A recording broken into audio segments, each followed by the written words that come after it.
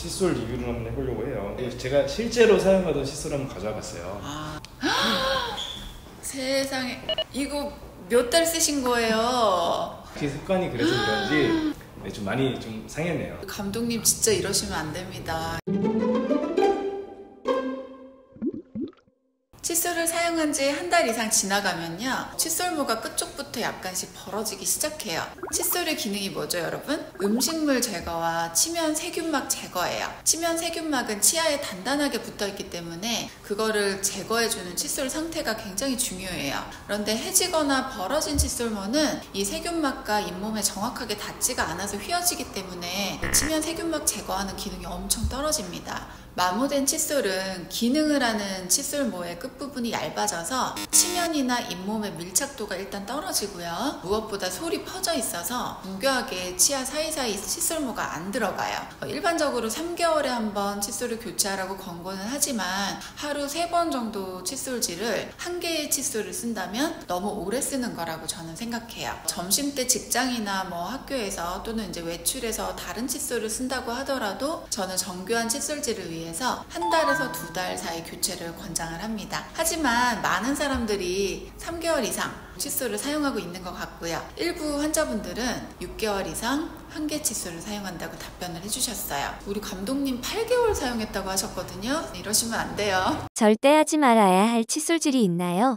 제일 주의하셔야 할 것이 개운한 느낌이 좋다고 칫솔모가 단단한 강물을 이용을 해서 치아를 옆으로 대고 세게 문지르는 방법. 우리가 보통 분노의 칫솔질 이런 거 얘기하죠.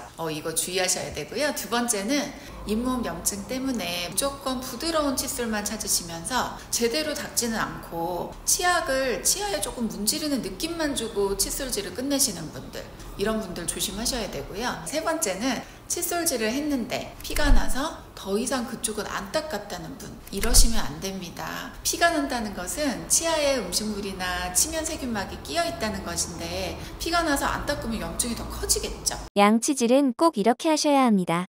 과학적으로는 치면 세균막이 치면에 쌓이면서 막 독성을 내는 것을 12시간으로 보고 있어요. 칫솔질의 간격을 적어도 하루 2번, 12시간을 넘기지 말자라고 말씀드리고 싶고요. 그리고 칫솔질하는 시간을 좀 말씀을 드리면 3분의 시간이 중요한 게 아니라 치아에 병이 생기는 부위를 얼마나 꼼꼼히 잘 닦았느냐가 제일 중요해요. 치아 병이 잘 생기는 곳은 세 군데인 거 다 아시죠? 치아와 잇몸의 경계부, 치아와 치아 사이, 그리고 이제 씹는 면, 이런 부분들을 가장 신경 써서 닦아주셔야 된다고 제가 항상 많이 말씀드리고 있습니다. 기본적으로는 수동으로 하는 칫솔질이 조금 더 정교하게 꼼꼼하게 닦을 수가 있어요. 하지만 치과에서 아무리 교육을 해도 칫솔질 상태가 개선이 되지 않는 어린이들, 그리고 또 성인분들 계시거든요. 이런 분들은 전동 칫솔이 더 낫습니다. 요즘에는 음파 칫솔로 진동이 조금 더 적어지면서도 음파를 조절이 가능한 칫솔이 또 있죠. 칫솔질이 잘 안 되는 경우에, 특히 어린이 경우에 그 정교하게 손의 작업이 좀 힘든 경우로 저희가 보고요. 음파 칫솔을 권장을 하고,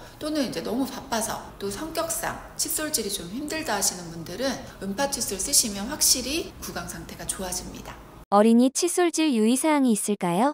제가 어린이 성장 교정 전에 정밀 구강 검진을 하는데요. 치아 사이 충치가 잘 생기는 경우에는 치실 사용을 꼭 해야 되고요. 그리고 씹는 면 충치 때문에 씹는 면에 꼭 칫솔질을 하셔야 돼요. 그리고 또 충치가 생겨서 치료를 했다고 안심하시면 안 돼요. 치료한 부위도 잘 안 닦이면 삭아서 깨지거나 구멍이 날 수 있거든요.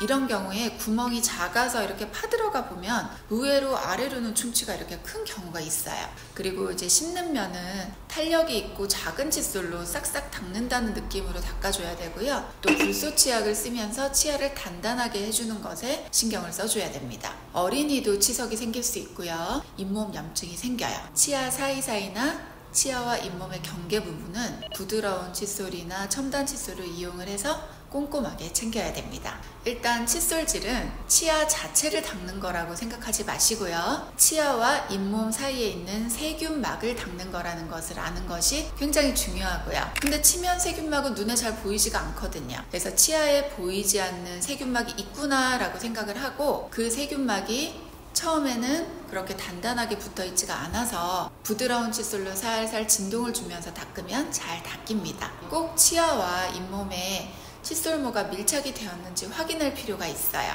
근데 깨끗한 치아에는 치면 세균막이 잘 안 붙어요. 그리고 또 늦게 붙어요. 근데 칫솔질을 대충 하는 사람은 치아에 치면 세균막이 더 잘 붙어요. 그리고 더 빨리 붙어요. 더 빨리 치아가 더러워지죠. 이런 경우에 치실과 첨단 칫솔을 같이 사용을 해주시면 더 완벽합니다.